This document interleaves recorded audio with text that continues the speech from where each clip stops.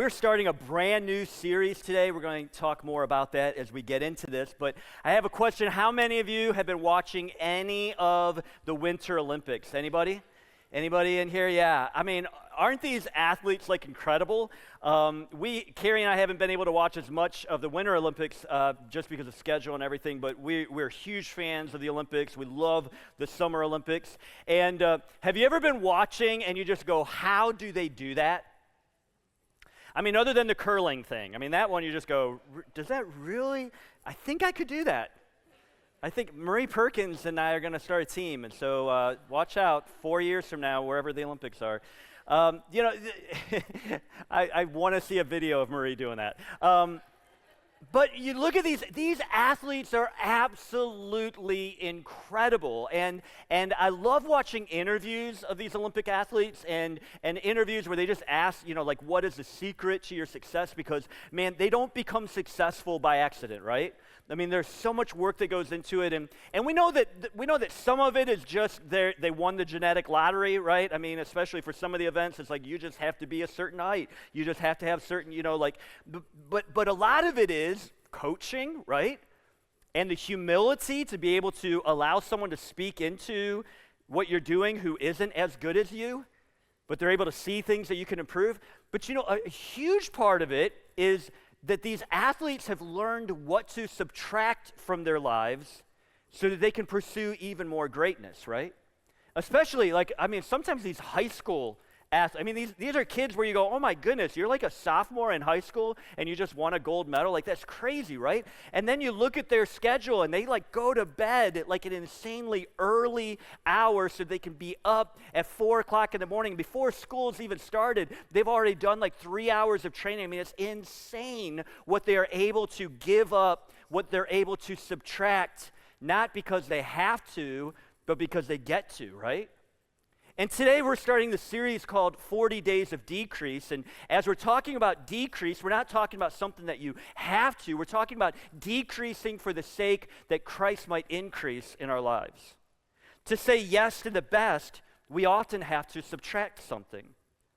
I know I'm personally in my life, the older I get as I follow Jesus, and I've been following Jesus for some time now, I find that increasingly, there's a passion that I want to know Christ. I want to know him more than I've known him in the past. I want to know him in greater ways than I've ever known him before. I feel the stirring, and I'm not trying to say that I'm St. Paul, the Apostle Paul, but in Philippians chapter 3, the Apostle Paul talks about this wanting to know Christ.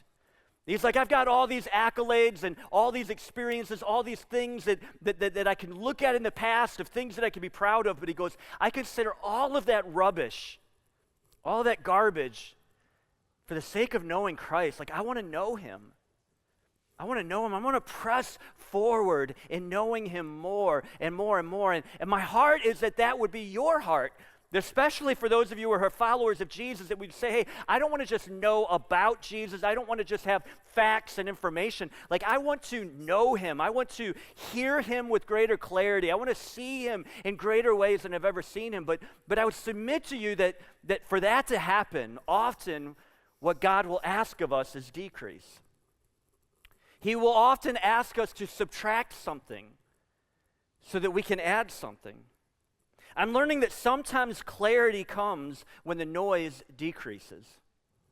I say that I want to hear Christ with more clarity, but sometimes I think he's speaking and I'm just not listening because there's so much distraction. There's so much noise. And so what I'm trying to do in my own life, and I know this is true for our church, is we want to intentionally decrease some distractions so that Christ can increase, so that we can see him more clearly. This week, we begin the capital C church, not just Journey Church, the large church, a church at large, begins a season of intentional decrease called Lent. And as we're talking about decrease is not losing something, it's making room for someone, and that someone is Christ, right? In the best way, we're going to get into John chapter 3 in just a moment. So if some of you need a head start, you need plenty of time to get there, and I highly encourage you. Most of our sermon today is going to be straight out of this passage in John chapter 3. But I have this jar here, and this jar is meant to represent our lives, and, we have so much going on in our lives. Or, I don't know about you. If you don't, talk to me, because I can give you some of my stuff. But our lives are filled with, each of these rocks, represent a lot of stuff that's going on in our lives. And by the way, most of this is absolutely necessary. This stuff it's just part of, for me, it's part of being a dad, it's part of being a husband, it's part of being able to put food on the table, right? They're parts of my life, they're necessary. Most of this isn't bad or evil, but it's all kinds of stuff, right? It's doing the laundry, it's doing the dishes, it's vacuuming, it's taking care of the dog, it's just all of this stuff, right? But some of this stuff is, I don't have to do it, but I want to do it, right? It's the hours with an S at the end, that the average American spends every day on social media. That's a big one, right? So we have a lot going on in here, and then we have this moment. Man, that is really dusty. Whew, I feel like an Olympic athlete.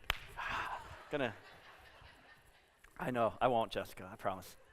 So we have this moment of discovery, of recognizing, man, my life is broken and helpless, and I need someone greater than me. And somewhere along the way, someone explains, or you go to church, or you have this where someone lets you know the message of Jesus, that Jesus is the Son of God, and he came to this earth, and he made himself nothing, and he ultimately went to the cross, where he was just horrendously tortured and executed. And on the cross, that Jesus took the curse of our sin, he took the punishment of our sin upon himself, and that through Jesus we can have right relationship with God, and that God is asking us to surrender our lives to him, so that he could become the central part of our lives, right? That he could become first and central in our lives. And so now we have Christ, but in order for Christ to be central in my life, I try to put him in here, and I promise he can fit. It's not an issue of the jar not being big enough for him to fit, but he doesn't fit. And in order for Christ to be central in my life, what has to happen in this jar? I have to subtract some things. There has to be some decrease in order for Christ to actually be central.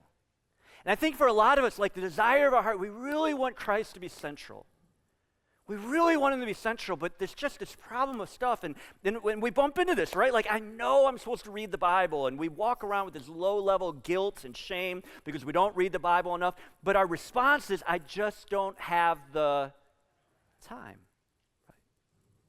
I know I should pray. I don't even have 5 minutes to give the prayer. Why? I just don't have the time. And so the question becomes, well, we all have the same amount of time. The President of the United States, the wealthiest person in the world, everybody, that's the one thing we are all equal on. We all have the same amount of minutes in our day. There's no one who gets more minutes in their day. The issue is, what do we need to subtract? What do we need to lessen? What do we need to decrease so that Christ can increase, so that Christ can be central, so that Christ can be in the place that he is meant to be in our lives? And as Christ becomes central in our lives, all of a sudden our lives begin to take on more meaning, and there's that flourishing that we've been looking for, and that fulfillment and that fruitfulness that we've been looking for. But as long as we can't quite fit Christ into the center of our life, there's always going to be this angst and this frustration, right? If there is a spokesperson for Lent in the Bible, I think it would have to be John the Baptizer. And John the Baptizer, we're going to look at this passage in John chapter 3 in just a moment. But just to give you some context, because maybe you haven't heard of him before, John the Baptizer and Jesus were practically the same age. John was just a month or a couple of months older than Jesus. And they're both in the story that we're going to look at in just a moment. They're both about 30 years old, which makes me feel really old. Okay? Like 20 years younger than me, right? You have these two 30-year-old guys, and John starts off his ministry before Jesus starts his. And John's ministry is kind of accidental because John had always been a loner. He'd always kind of lived in the wilderness. He had a crazy diet that he lived on. But slowly John begins preaching. Even in the wilderness, people start coming to hear him. And at first, maybe it's just a dozen or a couple dozen. But before long, Mark's gospel tells us in Mark 1:35 that all of Judea, including all the people of Jerusalem, went out to see and to hear John. Like John, all of a sudden, I mean, there's hundreds and thousands of people coming out into the wilderness to see John preach.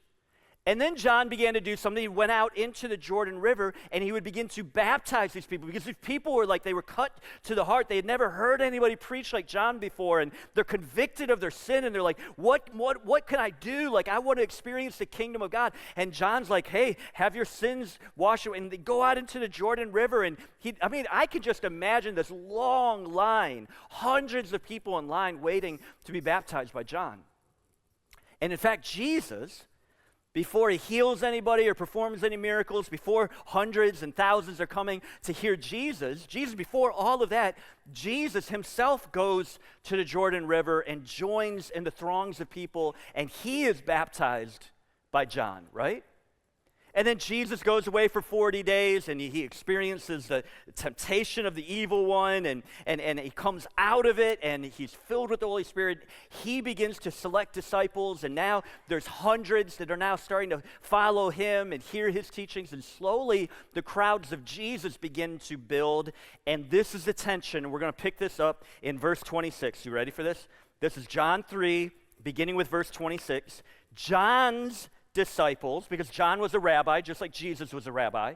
John had disciples just like Jesus had disciples. John's disciples came to him and said, Rabbi, the man you met on the other side of the Jordan River, the one you identified as the Messiah. Okay, pause. Who is that?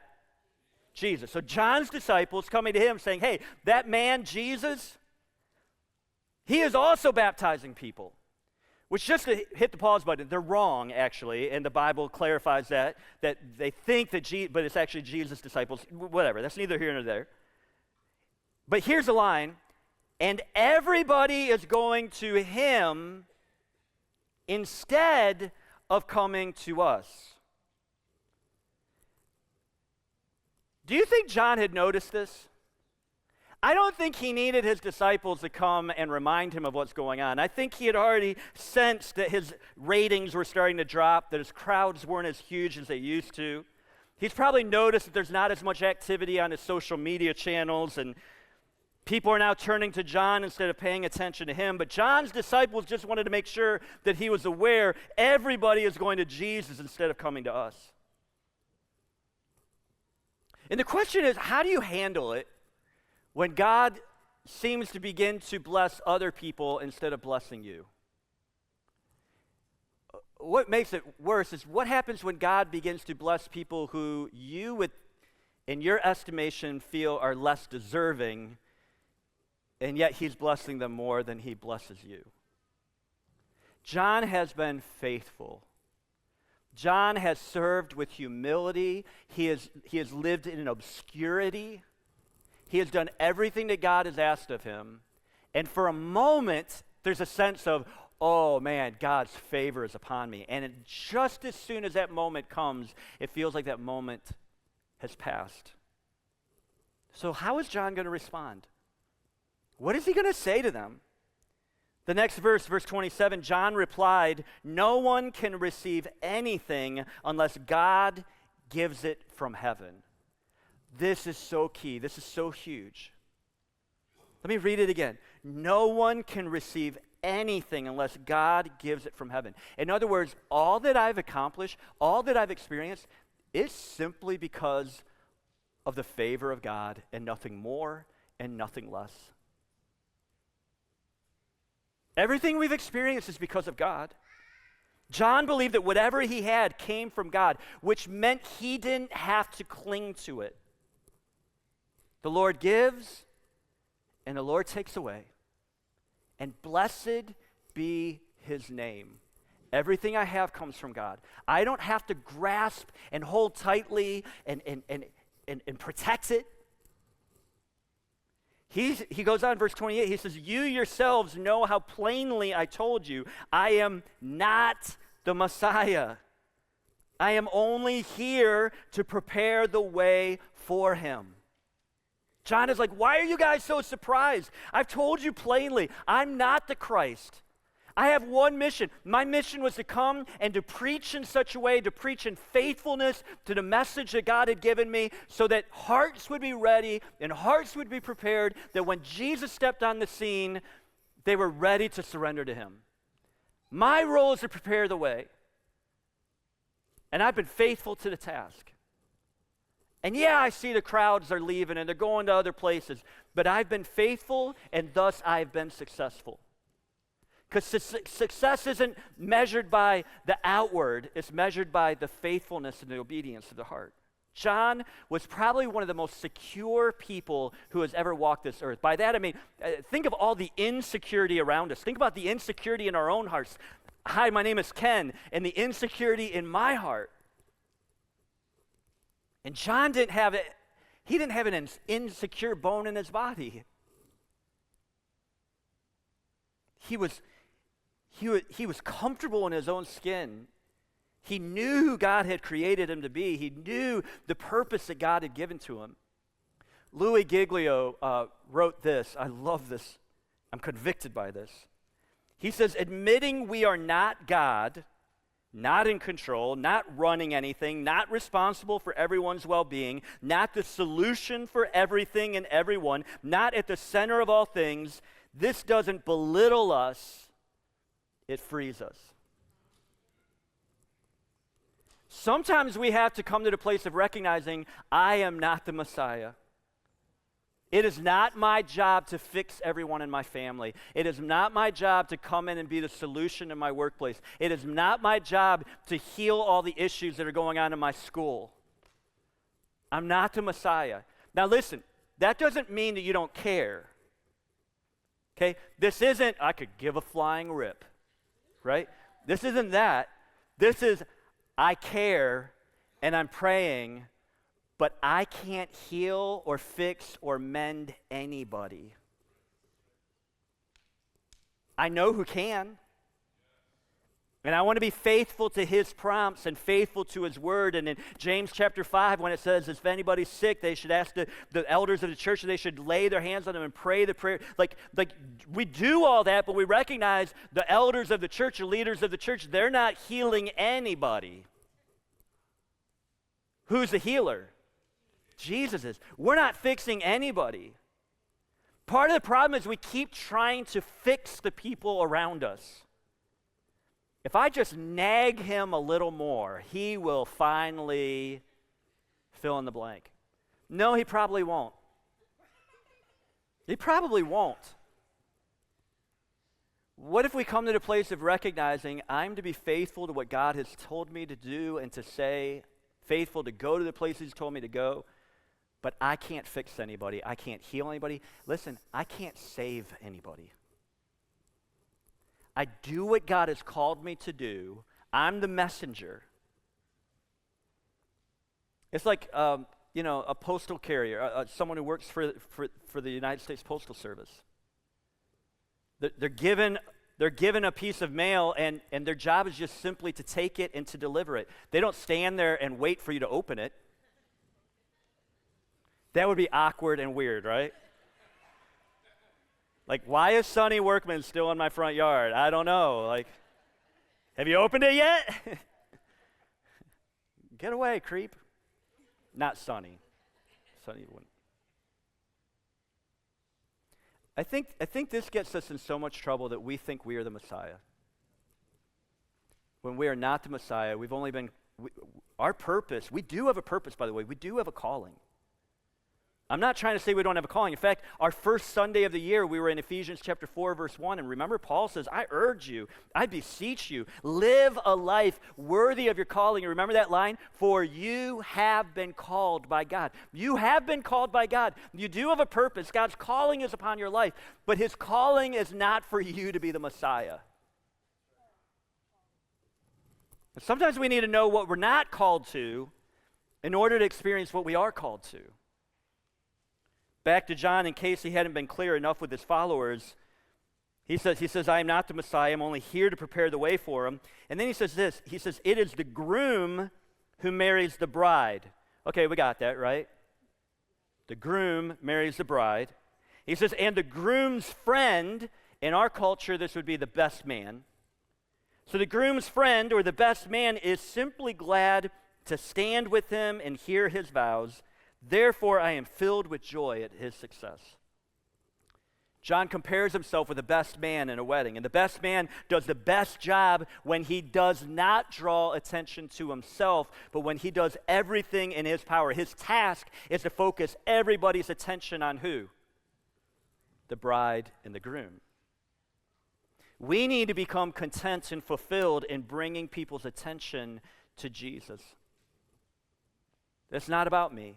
I love the words of Isaiah. Isaiah says, yes, Lord, walking your ways, we wait for you. And then he says this, your name and your renown is a desire of our hearts. One translation says, your fame is a desire of our hearts. So we live in an age where we have inverted this. You talk to a group of first graders. This is crazy. You sit down with these first graders. And 20 years ago, if you sat down in a classroom of first graders and you said, hey, what do you want to be when you grow up? You would hear answers that would be way different than what you hear today. 20 years ago, the answers were, I want to be a nurse, I want to be a doctor, I want to be a lawyer, I want to fly an airplane, I want to be in the army, right? Like these were the answers that you would hear 20 years ago. You know what the number one answer is today when you sit down with a group of first graders and you ask them what they want to be when they grow up? A social media influencer. I want to have a YouTube channel, I want to have 1 million views. Am I right? Or, those of you who have young kids, are you around young kids? Am I right? Absolutely. This is the number one answer. Like we now have a whole generation that's growing up. And what do you want to be when you grow up? I want to be famous. I want everybody to look at me. I want everybody to know me. I want them to know my name. I want them to know my brand. I want to have a platform. And no wonder there's tension when we become followers of Jesus. And the mission for us as followers of Jesus is you are not the bride, you are not the groom, you're the best man, you're to draw attention to the best man. You're to draw attention to Jesus. His name and his renown, his fame should be the desire of your hearts. And so there is this conflict. Is his fame and his name and his renown the desire of your heart? Or is life still about you? That's challenging. By the way, John didn't lose joy when he lost the spotlight. He actually found it. Because joy doesn't come from being seen, it comes from being faithful. That person who does finally get 1 million hits on YouTube, you'd want to know what? 2 days later, it's not enough because they're trying to figure out how can they get 10 million views. Joy isn't a result. You think joy is going to come when I finally make $100,000, then I'll have joy. No, you won't. Because you want to know what? Now you're going to be consumed with making 200,000. And then you make 200,000, and I'm telling you, it won't be enough.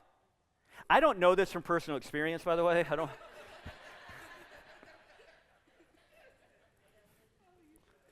God, if you want to give me that experience. Joy doesn't come from being, joy comes from faithfulness, being faithful. What would it look like if your life made it easier for people to see Jesus? See, that was John's whole mission. John's whole mission was, I want to live my life in such a way that it makes it easier for people to see Jesus. Are you preparing the way for Jesus in your school, on your team, in your workplace, in your family? Do you prepare the way for the presence of Jesus? It's at this moment that John drops this bomb, verse 30. He, speaking of Jesus, must become greater and greater, and I must become less and less. And this is the entire Christian life in one sentence. He must increase, and I must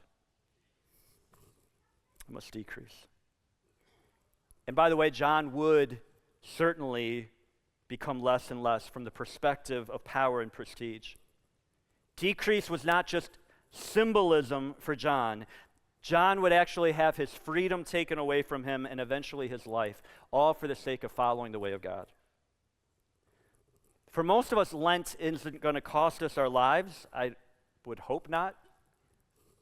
But for some of us, Lent might cost us our comfort or our control.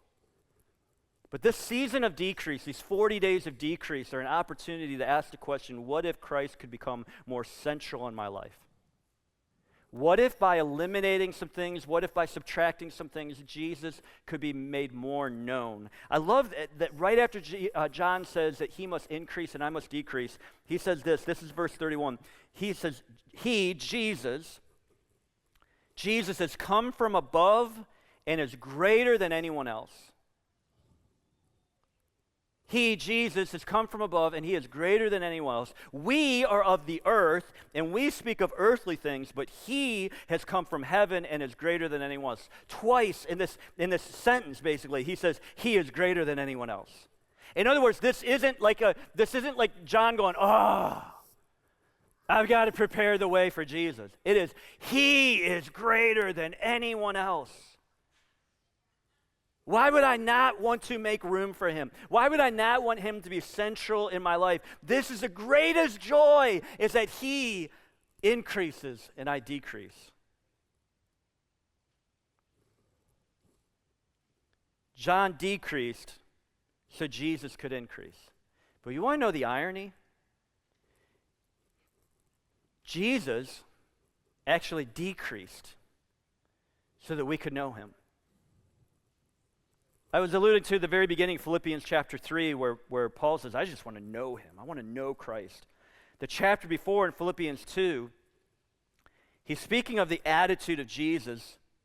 He says this in verse 6, he says, though Jesus was God, he did not think of equality with God as something to cling to. Instead, he gave up his divine privileges. He took the humble position of a slave and was born as a human being when he appeared in human form. And he humbled himself in obedience to God and died a criminal's death on a cross. Here is God who has all greatness. He's greater than anyone who's ever walked this earth. And Jesus intentionally decreases so that we might have peace with God. And Jesus is our example. Like this whole thing of decrease, there's joy in decrease because Jesus is our example. This is phenomenal. It's powerful.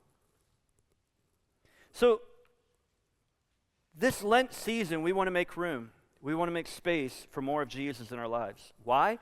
So we can see him more clearly. We're not engaging in decrease as some kind of self-help strategy. It's not even to make our lives better, even though maybe that'll be part of it. But beginning this Wednesday, traditionally in the church calendar, it's called Ash Wednesday, the beginning of Lent. This is a season of decrease. And I want to remind you of something that I said earlier. Decrease is not losing something. It's making room for someone. It's making room for Jesus. Lent is not about earning God's love. It's about clearing away what competes with it. So when you came in this morning, hopefully you received one of these yellow 40 Days of Decrease calendars. If you didn't get one, we have plenty of them out in the lobby and the place where you can usually pick up your notes. And what we've done is we've just put together a Lent calendar for you. Like, I know that often for Lent, what I've always done is, okay, I'm going to give up this one thing for all of Lent. And, like 7 days into it, I kind of forget. And then I have a revival moment, and I kind of have these. What we wanted to do is just give you kind of a strategy of what if we treat Lent like a lab? And treat it like an experiment. And each day just say, hey, maybe this is a stone that I could eliminate. Maybe this is something. And so we're going to try a bunch of things during Lent. And by the way, we're not asking for perfection. You're not going to sign this at the end of Lent and turn it in for a grade. And honestly, God isn't looking at your Lent calendar trying to figure out whether he's going to love you or not based on your activity. His love for you is already settled. You're not doing this to try to get God to love you more. You're not doing this to try to prove anything to him. If you're doing it right, you're doing it of just saying, God, I want more of your presence.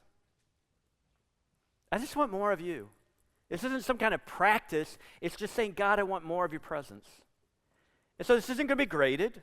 If you need to switch some days, you can switch some days. If you need to do something different because of your work schedule or because of parenting, some of you parents of preschoolers, I can't even imagine, I can't remember that season. You might need to change some things on here because life is bonkers for you right now. So do you hear the heart behind this? By the way, another suggestion would be you don't need to post on social media your 40 days of decreased journey. Let's just make that between you and God.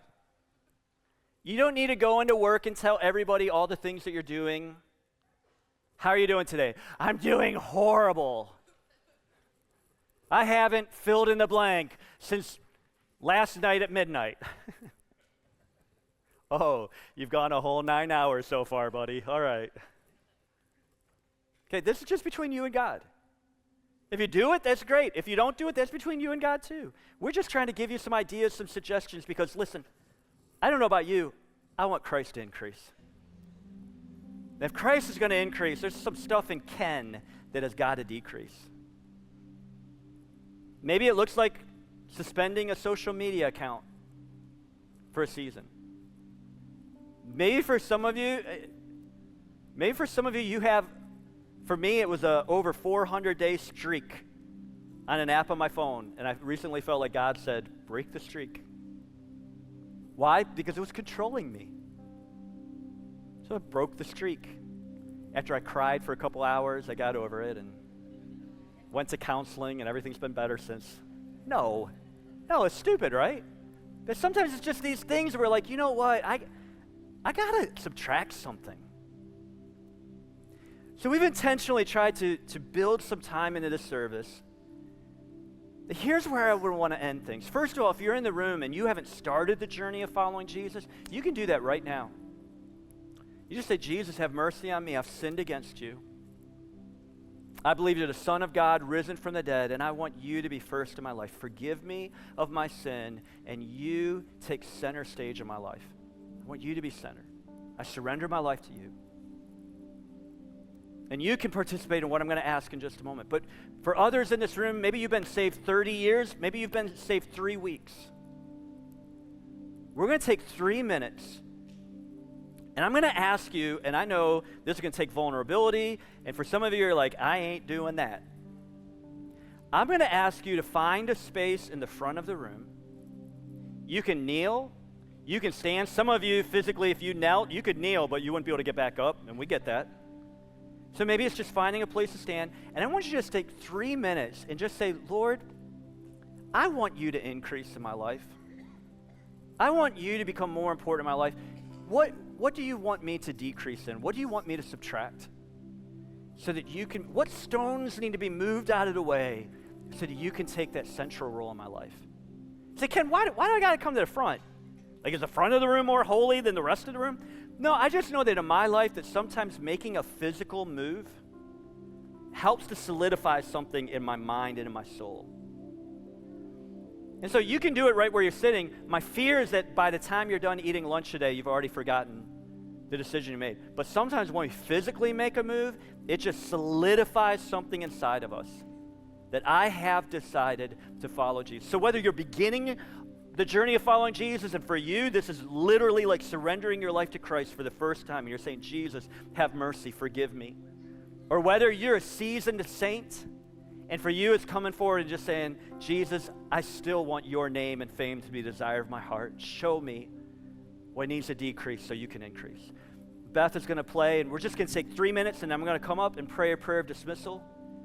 So if God's leading you, I dare you to just find a space to make room for him for the next few minutes.